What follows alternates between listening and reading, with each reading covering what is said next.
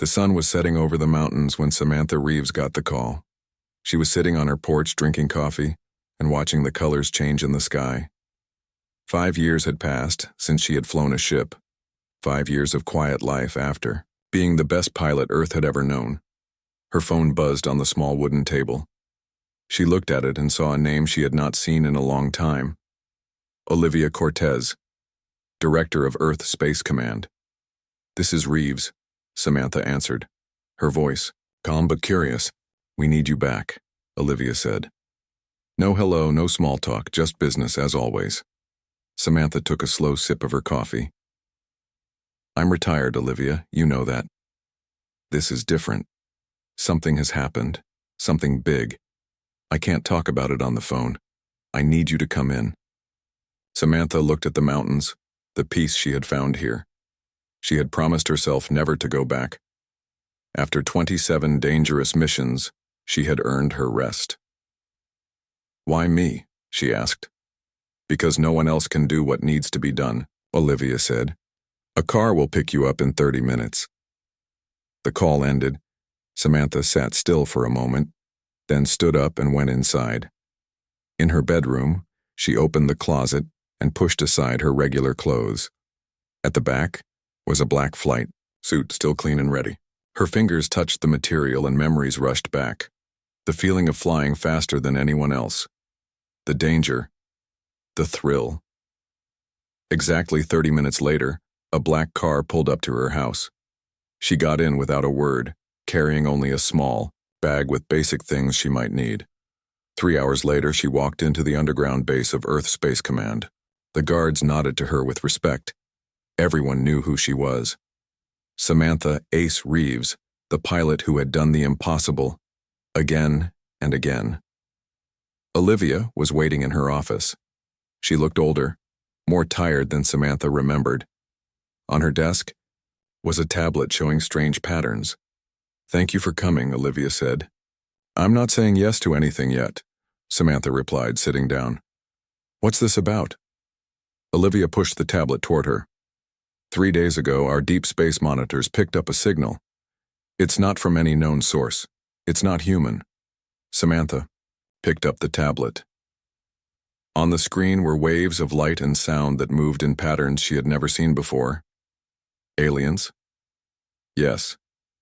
And we believe it's a distress call. Samantha looked up, surprised. A distress call? From who? From where? Olivia touched the tablet, and the image changed to show stars and distances. From a ship 73 light-years away. We don't know who they are, but they're in trouble, and they're asking for help. Why would aliens ask us for help? There must be other alien civilizations closer to them, ones with better technology. That's what makes this so strange, Olivia agreed. But there's more. She touched the tablet again. Now Samantha saw images of strange, tall beings. Their skin seemed to glow with a soft blue light. Their eyes were large and shining like liquid, silver. They were clearly female in form, elegant and alien at the same time. Behind them was a ship unlike anything Samantha had ever seen. It was shaped like a spiral, made of material that seemed to bend light around it. Parts of it were damaged, leaking what looked like glowing crystals into space. They sent these images with their distress call, Olivia explained. And they sent something else too, instructions for reaching them. How? They're 73 light-years away. That would take a wormhole, Olivia finished her sentence. They've sent coordinates for a wormhole near Jupiter. They say it will take us directly to them. Samantha put the tablet down. This could be a trap. It could be. But our scientists have studied everything they sent. They believe it's genuine. These aliens need help, and for some reason they've asked us. Even if it's real, why me? I'm not a diplomat, I'm not a scientist. Olivia stood up and walked to a large window that showed other parts of the base. Scientists and soldiers moved about with purpose. Because they asked for our best pilot. By name. Samantha felt a chill run down her spine. How do they know my name? We don't know. But they do. They asked for Samantha Reeves specifically. For a long moment, Samantha was silent, Then she asked, "What kind of ship would I fly?" Olivia turned back to her. "We've been developing a new type of ship. It's experimental, designed to handle extreme conditions. We call it the Valkyrie. It's the only ship we have that might be able to use the wormhole safely." "Might be able to?" "The ship can handle it. The question is whether the pilot can. The neural strain would kill most people, but your brain is different. Your neural modifications make you the only one who could survive." Samantha thought about the modifications, the special brain structure she had been born with that let her process information faster than normal humans. It was what made her the best pilot. It was also what made her different. Sometimes lonely. "When would I leave?" she asked. "Tomorrow morning. The wormhole will only be stable for another 48 hours. That's not much time to prepare." "No, it's not," Olivia agreed. "But we don't have a choice. They need help now." Samantha stood up and walked to the window. She looked out at the busy base, thinking about what was being asked of her. One more mission, the most dangerous one yet, flying through a wormhole to meet aliens no human had ever seen before. "Show me the ship," she said. Olivia nodded and led her through several secure doors and down to a massive hangar. There, in the center, was the Valkyrie. It was smaller than Samantha had expected, sleek and black, with strange patterns on its surface that seemed to move when she looked at them. "It's beautiful," Samantha whispered. "It's the most advanced ship we've ever built," Olivia said. "And now we're going to send it through a wormhole to answer an alien distress call." A team of engineers and scientists approached them, eager to explain the ship's systems to Samantha. She listened carefully, asking questions, learning everything she could. If she was going to do this, she would need to know this ship perfectly. That night, in a room at the base, Samantha couldn't sleep. She kept thinking about the alien message, the strange beings who had somehow known her name. How was that possible? What did they want from her specifically? She got up and went to the window. The stars were bright in the night sky. Somewhere out there, 73 light years away, someone was waiting for her. Someone in trouble. As the sun rose, Samantha put on her flight suit and walked to the hangar. The Valkyrie was ready. A small crowd had gathered to see her off. Scientists, military personnel, and Olivia. "You don't have to do this," Olivia said quietly as they stood by the ship. "Yes, I do," Samantha replied. "They asked for me, and I want to know why." She climbed into the ship and settled into the pilot's seat. The controls lit up at her touch as if the ship recognized her. In her ear, the mission control team counted down. Launching in 5, 4, 3, 2, 1, the Valkyrie rose smoothly, then shot upward with incredible speed. Samantha felt the familiar pressure, the rush of flying that she had missed for 5 years. Within minutes, she was in space, heading toward Jupiter and the coordinates of the wormhole. "This is Samantha Reeves in the Valkyrie," she reported. "On my way to the wormhole coordinates. Will report again before entry." As Earth grew smaller behind her, Samantha wondered what waited on the other side of the wormhole. Friends or enemies? Safety or danger? And most of all, why had they asked for her? She would soon find out. The wormhole was nothing like Samantha had imagined. As the Valkyrie approached the coordinates near Jupiter, she saw only empty space. Her instruments showed strange energy readings, but there was nothing visible. "Mission control. I'm at the coordinates, but I don't see any wormhole," she reported. "The readings match what the aliens sent us," replied the voice of Dr. Laura Miller, the lead scientist. "It's there, Samantha, you just can't see it yet." Samantha checked her controls again. "How do I activate it?" "According to the alien data, you need to send the signal we loaded into your ship's communication system." Samantha pressed the button to send the signal. For a few seconds, nothing happened. Then, right in front of her ship, space itself seemed to tear open. It started as a small point of light that grew quickly into a swirling tunnel of blue and purple energy. "Mission control. The wormhole is opening," she said, her voice steady despite her racing heart. "We see it on our instruments," Laura replied. "Remember, once you enter, we won't be able to communicate until you exit on the other side." If you can. If I can, Samantha repeated. That's comforting. You're the best pilot we have, Samantha. If anyone can do this, it's you. Samantha took a deep breath. Beginning approach now. She guided the Valkyrie toward the wormhole. As the ship got closer, she felt a strange pressure in her head. The neural link between her and the ship grew stronger, feeding more information directly into her brain. Colors, speeds, energy levels, everything she needed to know came to her instantly. Entering the wormhole in 3, 2, 1, the Valkyrie slipped into the swirling energy. Instantly, Samantha felt like her body was being pulled in all directions at once. The ship shook violently. Alarms blared. Through the neural link, she felt the ship's systems struggling to cope with the strange physics of the wormhole. Using her enhanced reflexes, Samantha made tiny adjustments to the ship's course. Too much in any direction would tear the Valkyrie apart. The pressure in her head grew stronger. Images flashed before her eyes. Stars, planets, strange shapes she couldn't identify. Then suddenly everything went quiet. The alarms stopped. The pressure eased. The Valkyrie shot out of the other end of the wormhole like a bullet from a gun. That was... Samantha gasped, trying to catch her breath. Intense. She looked at her screens, checking the ship's systems. Everything seemed to be working, though power levels were lower than they should be. The wormhole had taken a toll on the Valkyrie. Then she looked out the main viewport and froze. In front of her was a massive field of debris. Broken pieces of ships, some small as her fist, others larger than the Valkyrie, floated in a vast cloud that stretched as far as she could see. This wasn't in the briefing, she muttered, scanning the area.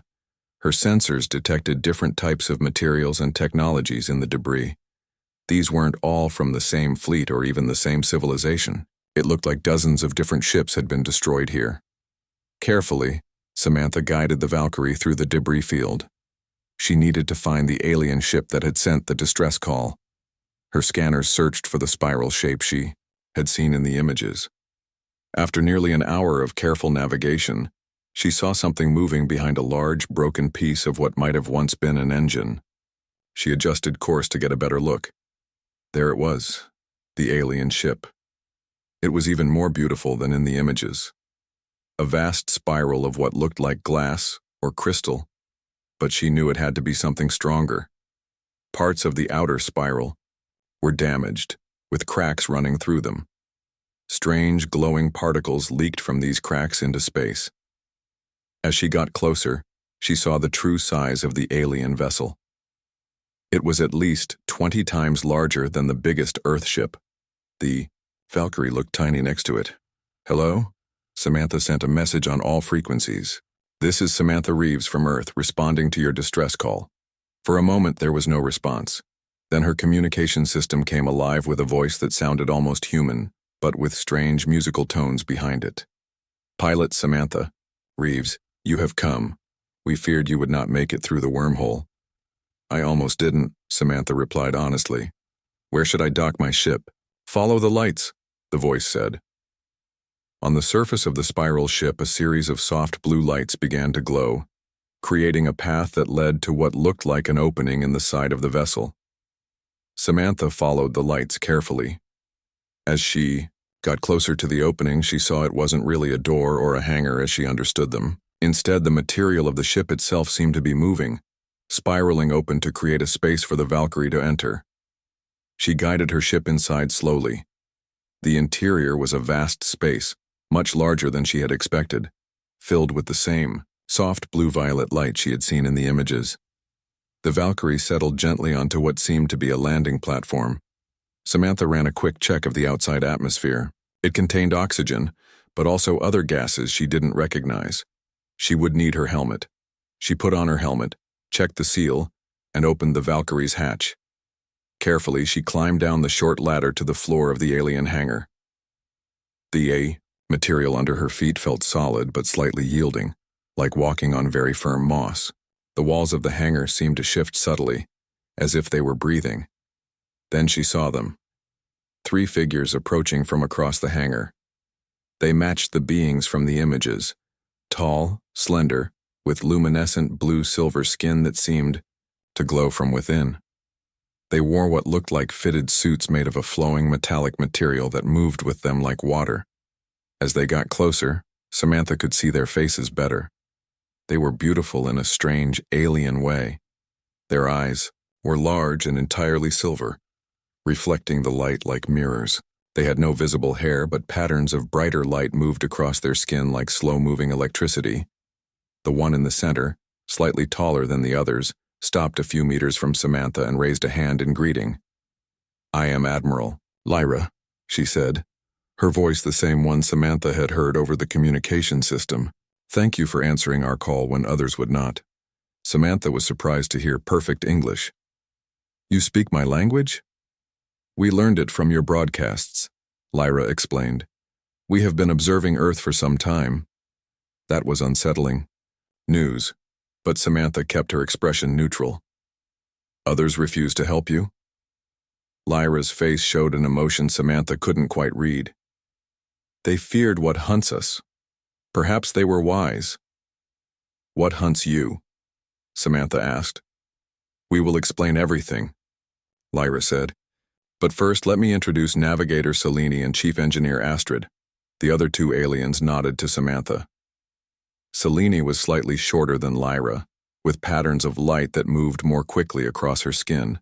Astrid had darker blue skin, with brighter spots of light like stars in a night sky. Samantha removed her helmet, testing the air. It smelled strange, like ozone and something sweet she couldn't identify, but she could breathe it. "Your atmosphere is compatible with my biology," she observed. "Yes," Lyra said. "That is fortunate." Something in the way Lyra said this made Samantha wonder if it was really fortune, or if the aliens had deliberately matched their ship's atmosphere to what humans could breathe. "Your ship is damaged," Samantha said, looking around at the cracks, visible even from inside. "What happened?" "We were attacked," Navigator Selene said, her voice higher and faster than Lyra's, "by a species that calls themselves the Void Carvers. They hunt us across the stars." "Why?" "Come," Lyra said instead of answering.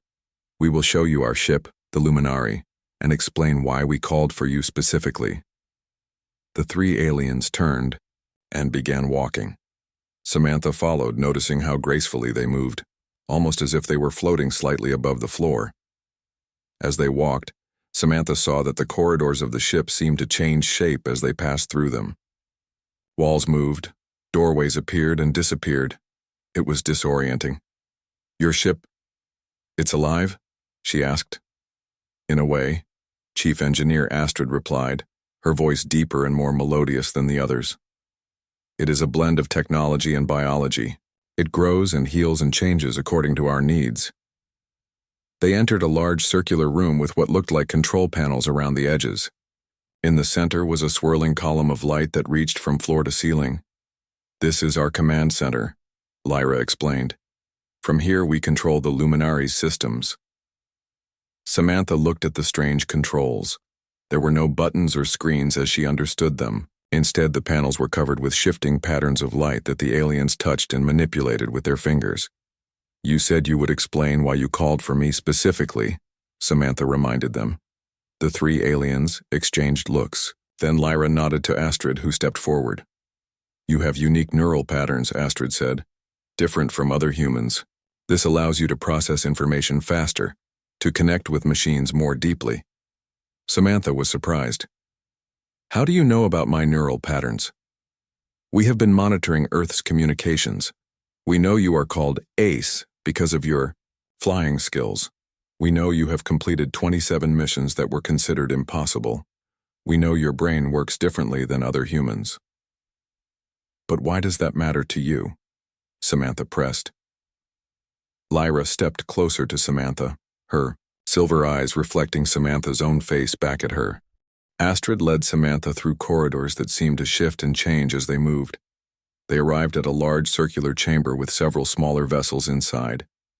These ships were beautiful, sleek, crystalline structures that caught and bent the light around them. "These are our interceptors," Astrid explained. "Small, fast ships that protect the Luminari."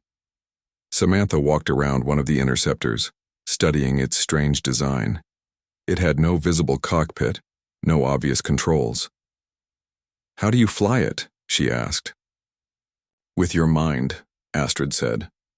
She placed her hand on the surface of the interceptor. The ship responded immediately, glowing brighter where her fingers touched. "Our ships connect directly to our neural pathways. We think, they respond." "And you think I can do this too?" "We hope so." "Your brain shows patterns similar to ours in some ways." Samantha frowned. "How do you know what my brain patterns look like?" Astrid hesitated. "We should focus on the immediate danger. The void carvers will be here soon." Before Samantha could press for more answers, Lyra's voice came through some unseen communication system. "Astrid, the scout ships are approaching fast. We need to know if she can fly." "We're about to find out," Astrid replied. She turned to Samantha. "Place your hand on the ship just as I did." Samantha reached out and touched the smooth surface of the interceptor. It felt warm and seemed to vibrate slightly under her fingers. For a moment, nothing else happened. "It's not working," she said. "Focus," Astrid urged. "Clear your mind of everything except the ship. Feel it as an extension of yourself." Samantha closed her eyes. She tried to empty her mind of all the questions and doubts that had been building since she arrived. She focused only on the interceptor beneath her hand, imagining it as part of her own body. Suddenly, she felt a strange tingle that started in her fingers and raced up her arm. It spread through her whole body in seconds. When she opened her eyes, the interceptor was glowing brightly. "It's working," Astrid said, her voice filled with excitement and relief. "The ship is bonding with you." Samantha could feel something new in her mind, a presence that wasn't quite thoughts but more like feelings and impressions. The ship was communicating with her. "How do I get inside?" she asked, looking for a door or hatch. "Just think about entering," Astrid told her. Samantha focused on the idea of being inside the interceptor. To her amazement, a section of the crystalline hull simply faded away, creating an opening. She stepped inside and found a small chamber with what looked like a reclining seat in the center. There were no controls, no screens, nothing that looked like the cockpit of any ship she had ever flown. "Sit and lay back," Astrid instructed from outside. "The ship will do the rest." Samantha sat in the seat and leaned back. Immediately, the material of the seat seemed to mold itself to her body, holding her securely. The opening in the hull closed, sealing her inside. For a moment, she felt a flash of panic. She was trapped in an alien ship with no visible way to control it or even see outside. Then the walls of the interceptor became transparent from the inside. She could see the chamber around her, Astrid watching anxiously. But she could also see more data about the ship's systems, energy levels, the location of the Void Carver's scout ships. It was as if the information was being projected directly into her mind. "Can you hear me?" Astrid's voice seemed to come from inside her head. "Yes," Samantha replied, not sure if she was speaking aloud or thinking the words. "Good. The neural link is established. Can you feel the ship?" Samantha focused on the strange presence in her mind. Yes, she could feel the interceptor, its energy, its capabilities, its readiness to fly. "I think so," she said. "It's strange, but I understand it somehow." "Excellent," Astrid said. "Now think about lifting off. Imagine the ship rising from the floor." Samantha pictured the interceptor floating upward. Instantly, the ship responded, rising smoothly into the air of the chamber. "It works," she exclaimed. "I can feel it. It's like the ship is part of me." "That is exactly right," Astrid said. "Now, we need to see if you can fly it in combat. The Void Carvers are nearly here." A door in the side of the chamber opened, revealing space beyond. Samantha could see the debris field and, in the distance, 3 black shapes moving toward the Luminari. "Those are the scout ships," Astrid explained. "They're smaller than their main vessels, but still dangerous. They're looking for weaknesses in our defenses." "What do they want?" Samantha asked. "Why are they attacking you?" There was a pause before Astrid answered. "They are hunters. They seek resources, technology, knowledge. They take what they want and destroy what remains. It wasn't a complete answer, but Samantha had no time to ask for more details. The black ships were getting closer. "How do I fight them?" she asked. "The Interceptor has energy weapons," Astrid said. "Just think about targeting and firing. The ship will understand." Samantha took a deep breath. "All right, I'm going out." She thought about moving forward, and the Interceptor shot through the doorway into space. The sensation was unlike anything she had ever felt. There was no feeling of acceleration, no G-forces pressing her into her seat. The ship moved exactly as she imagined, as if it truly was part of her body. She flew toward the approaching Void Carver ships, getting her first good look at the enemy. They were angular with sharp edges and points, made of a material that seemed to absorb light rather than reflect it. No light came from their hulls. No windows or viewports were visible. They looked like moving pieces of darkness. "Be careful." Lyra's voice now joined Astrid's in her mind. "Their weapons can disrupt our neural technology." As if on cue, one of the scout ships fired. A beam of dark energy shot toward Samantha. Without conscious thought, she veered the Interceptor to the side, avoiding the blast. "That was close," she muttered. She thought about her own weapons, and immediately felt them ready to fire. She targeted the nearest scout ship and thought about releasing energy. The Interceptor responded, firing a bright blue beam that struck the enemy vessel. The black ship shuddered, but kept coming. "Their hulls are heavily armored," Celine's voice informed her. "You need to hit the same spot multiple times to break through." Samantha flew in a complex pattern, making herself a difficult target while firing repeatedly at the lead scout ship. The neural link made flying feel natural and intuitive. She could execute maneuvers that would have been impossible in any Earth ship. After several hits to the same section, the scout ship's hull finally cracked. Blue energy poured into the opening, and the ship exploded in a silent flash of darkness and light. "One down," Samantha called out, but the other two scouts were now focusing all their fire on her. Dark energy beams crisscrossed space around her as she twisted and turned to avoid them. "I can't keep this up forever," she said, as a beam passed so close it made the Interceptor shudder. "You don't have to," Lyra replied. "We just need to hold them off long enough for the Luminari to move to a safer location." Samantha continued to fight, destroying a second scout ship but taking damage to her Interceptor in the process. The neural link let her feel the damage as pain in her own body. Not overwhelming, but distracting. "The ship is hurt," she said. "Yes," Astrid confirmed. "When you link with our technology, you share its experiences to some extent. The damage is not severe. The Interceptor can repair itself given time." The last scout ship suddenly broke off, its attack and retreated, disappearing into the debris field. "It's going to report back to the main fleet," Celine said. "We need to move quickly." Samantha flew the Interceptor back to the Luminari. As she entered the hangar, she thought about landing, and the ship settled gently onto the floor. The hull opened, allowing her to step out. The neural link faded as she left the ship, leaving her mind feeling strangely empty. She stumbled slightly, disoriented by the sudden disconnection. Astrid was waiting for her. "You did well. Better than we hoped." "Thanks," Samantha said, still trying to clear her head. "That was incredible. I've never experienced anything like it." "Come," Astrid said. "Lyra wants to speak with you."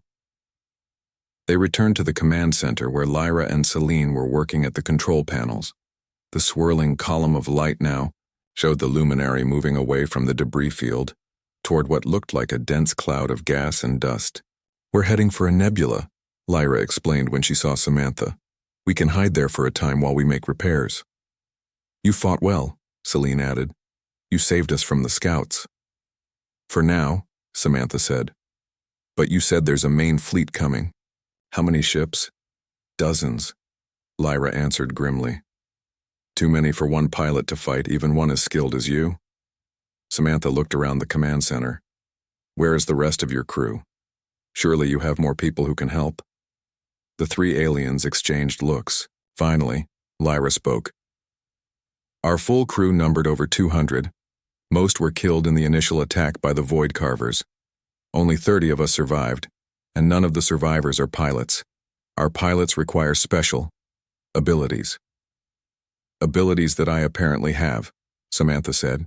You still haven't explained how that's possible or how you know so much about me. Lyra sighed, a surprisingly human gesture. You deserve answers. Please, sit. A section of the floor rose up, forming seats for all of them. When they were all seated, Lyra continued. Our people have a connection to Earth, to humans, a connection that goes back thousands of years. For 3 days, Samantha trained intensely with Astrid. She learned to control the neural link with the interceptor, to use its weapons, and to understand its capabilities. The more she practiced, the more natural it felt. The ship became like an extension of her body, responding to her thoughts faster than any Earth vessel ever could. Your progress is remarkable, Astrid said as they finished another training session in the nebula. You've mastered skills that take our pilots years to learn. Samantha landed the interceptor in the hangar and disconnected from the neural link. The sudden absence of the ship in her mind still left her feeling strangely empty. It feels like I was born to fly these ships, she admitted as she climbed out. Is that because of my genetics? Partly, Astrid said, but it's also your natural talent. You have an instinct for flight that goes beyond training or genetics. They walked together toward the command center. After 3 days in the nebula, the Luminari had completed many of its repairs. The outer spiral sections were healing. The leaking energy had stopped, but they couldn't hide forever. Have you had any luck sending a message to Earth? Samantha asked. Celine has been working on it, Astrid replied. The nebula interferes with the signal, but she believes she can establish a connection soon. They entered the command center to find Lyra and Celine in intense discussion. They fell silent when Samantha and Astrid entered. What's wrong? Samantha asked. Lyra turned to her, face grave.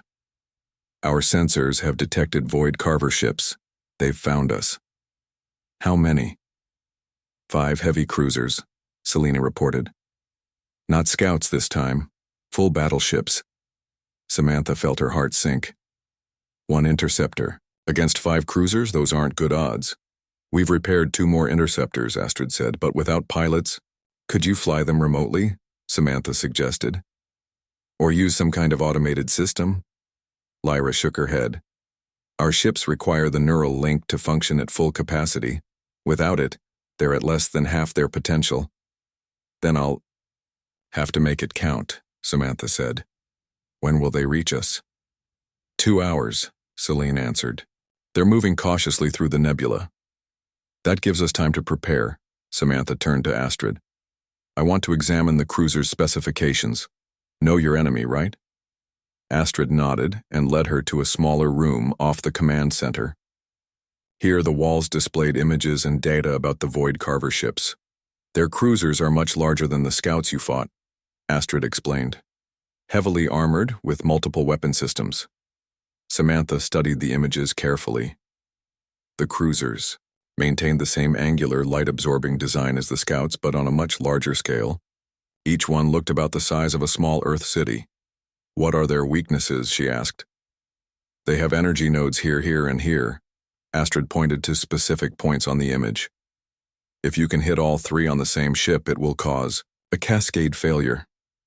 That's asking a lot, Samantha said. I'd need to get close and stay on target while avoiding fire from all 5 ships. I know, Astrid said softly. That's why we hesitate to ask you to fight. Samantha continued studying the enemy vessels, looking for any advantage. What about this? She pointed to what looked like an antenna array. What's this structure? That's their communication system. They coordinate their attacks through that network. An idea began to form in Samantha's mind.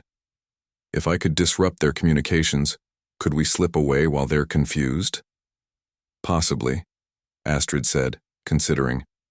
But you would still need to get close enough to at least 1 cruiser to target its communication array.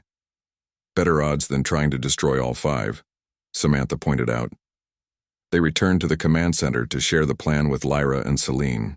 It could work, Lyra said after hearing Samantha's idea. If we power up the Luminari's engines at the exact moment their communications fail, we might be able to break free of the nebula. And then what? Samantha asked. They'll just follow us again. We're only 1 day's journey from our fleet, Celine said. If we can reach them, we'll have the numbers to fight back. You have a fleet? Samantha was surprised. Where? Hidden, Lyra said. We scattered our forces when the Void Carvers began hunting us.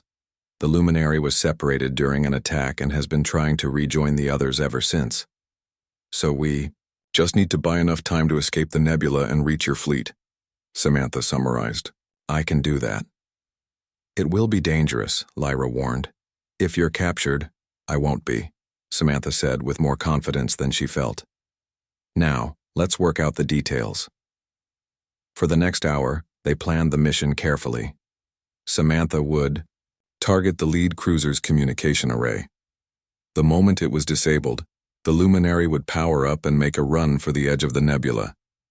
If all went well, they would be away before the Void Carvers could reorganize. As the time approached, Samantha prepared to launch. She stood beside her interceptor in the hangar, making final checks. Lyra approached, her silver eyes reflecting the blue glow of the hangar lights. There's something you should know before you go, she said. What is it? Samantha asked. The Void Carvers. They don't just destroy ships and harvest stars. They collect specimens, interesting life forms, especially pilots with rare abilities. You think they want to capture me? I think they may have detected your neural patterns during your previous fight, Lyra said. Human pilots who can link with our technology would be very valuable to them. They might try to take you alive. I'll keep that in mind, Samantha said grimly. One more reason not to get caught. Lyra placed a hand on Samantha's arm. Her touch was warm, the skin smoother than it looked. Be careful, Samantha Reeves. You are more important than you know. With that cryptic statement, Lyra left the hangar. Samantha climbed into her interceptor, trying not to dwell on Lyra's warning. As the neural link established, she felt the now familiar presence of the ship in her mind. She checked all systems, pleased to find the interceptor fully repaired and upgraded. I'm ready to launch, she reported. The Void Carvers are 20 minutes from our position. Celine's voice came through the link. Launch when you're ready. Samantha took a deep breath and guided the interceptor out of the hangar. The nebula outside was beautiful, swirling. Clouds of purple, blue, and green gas lit from within by distant stars. In other circumstances, she would have enjoyed the view.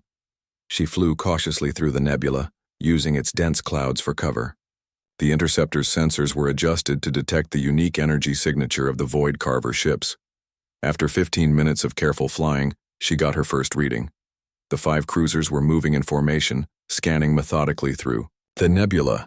I have visual, she reported. 5 cruisers just as expected. Remember, Astrid's voice cautioned, you only need to hit the communication array on the lead ship. Don't engage if you don't have to. Understood.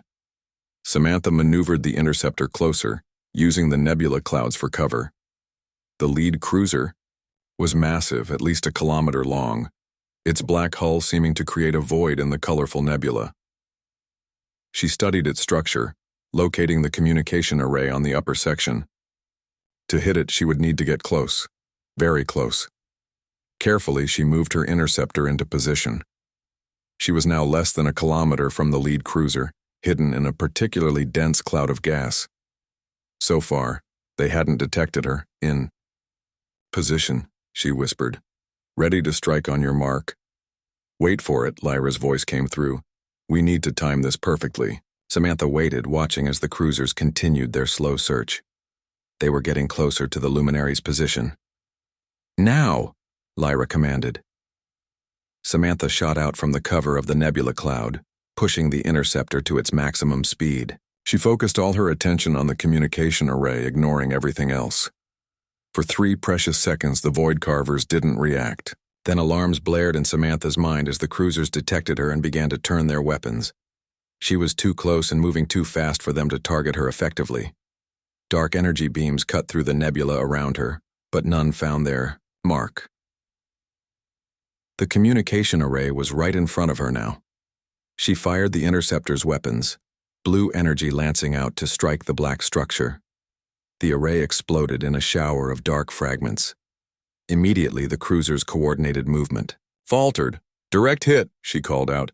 "Communication array destroyed." "The Luminari is powering up," Celine reported. "Get back here now." Samantha turned the interceptor and pushed it to full speed, heading back toward the Luminari's position. Behind her, the Void Carver cruisers were regrouping, but their movements were chaotic without their central communication. She was halfway back when her sensors detected a new threat. A smaller ship had launched from one of the cruisers and was pursuing her. It was faster than the cruisers, gaining on her quickly. "I've got company," she reported. "Some kind of pursuit craft." "Can you outrun it?" Astrid asked. "I'm trying." Samantha pushed the interceptor harder, but the pursuing ship kept gaining. "It's fast." She tried evasive maneuvers, weaving through the nebula clouds, but the pursuit craft stayed with her. It was now close enough that she could see its design, sleeker than the cruisers, built for speed and hunting. Suddenly, her interceptor shuddered as it was struck by some kind of energy beam. It wasn't trying to destroy her, she realized. It was trying to disable her ship. Samantha woke to a gentle chime. For a moment, she was disoriented, forgetting where she was. Then it all came rushing back. The alien ship, the battle with the Void Carvers, the dimensional shift, and the revelations about humanity's connection to these star people. She sat up in the strange bed that seemed to mold itself to her body. The room was lit with soft blue light that came from no visible source. She had been given these quarters after they escaped the nebula, and had fallen into an exhausted sleep almost immediately. The chime sounded again, and a section of the wall spiraled open to reveal Astrid. "We are approaching the fleet," Astrid said. "Lyra thought you would want to see." Samantha nodded and got up. She was still wearing her flight suit from Earth, now wrinkled and stained from battle. "How long was I asleep?" "About 7 hours," Astrid replied as they walked through the corridors. "You needed the rest." When they reached the command center, Lyra and Selene were already there, working at the control panels. The swirling column of light in the center showed their approach to what looked like empty space. "Where's the fleet?" Samantha asked. "Hidden," Lyra explained. "Just as we can shift the Luminari out of phase, our entire fleet exists in a dimensional pocket. It keeps us safe from the Void Carvers while we rebuild our strength." As Samantha watched, the empty space in the column began to shimmer. Slowly, shapes emerged, ships, dozens of them in various sizes, but all sharing the same spiral design as the Luminari. They formed a vast, three-dimensional formation that reminded Samantha of a galaxy in miniature. "That's incredible," she breathed. "How many ships?" 142, Lyra said. "All that remains of our once vast fleet. The Void Carvers have destroyed many more." "Preparing for dimensional transition," Selene announced. "Sending recognition codes." The Luminari shuddered slightly, and Samantha felt a mild version of the disorientation she had experienced during the full dimensional shift. Colors shifted subtly and the stars outside the viewports blurred. Then they were through, entering the dimensional pocket where the fleet waited. Samantha gasped as she saw the ships directly through the viewports now. Beautiful spiral structures of various sizes, some as large as small moons. "Welcome to the Haven," Lyra said. "Our last sanctuary." The Luminary moved through the fleet, passing close to other ships. Samantha could see figures moving inside some of them, more of Lyra's people going about their tasks. "How many of you are there?" she asked. "About 30,000, Lyra replied. "Once we numbered in the millions, spread across hundreds of star systems. The war with the Void Carvers has taken a heavy toll. They docked with a massive central structure. Not quite a ship, but not quite a station either. It seemed to be the hub around which the rest of the fleet was organized. The Council is waiting to meet you," Lyra said as they prepared to disembark. "They are eager to hear about your success in piloting our interceptor." "The Council?" "Our leaders," Astrid explained. 7 of the oldest and wisest of our people. They guide our efforts against the Void Carvers." Samantha felt suddenly nervous. She was about to meet the leaders of an alien civilization, as the first human to ever do so. What should she say? How should she act? As if sensing her anxiety, Lyra placed a hand on her arm. Just be yourself, Samantha Reeves. That is why we brought you here. They left the luminary through a connecting tube that led into the central hub. The interior was similar to the luminary, but on a grander scale. Vast open spaces, living walls that shifted and changed, and everywhere the soft, blue-violet light that seemed to be standard for these people. They passed many other aliens as they walked. All had the same basic appearance as Lyra, Celine, and Astrid. Tall, slender, with luminescent skin and patterns of light that moved beneath the surface. They stared at Samantha with obvious curiosity, some nodding in greeting, others whispering among themselves. Finally, they reached a large circular chamber. In the center was a raised platform, and on it sat 7 aliens. They were clearly older than the others Samantha had met. Their skin patterns moved more slowly, and their silver eyes seemed to hold greater depth. Honored Council, Lyra said, bowing slightly.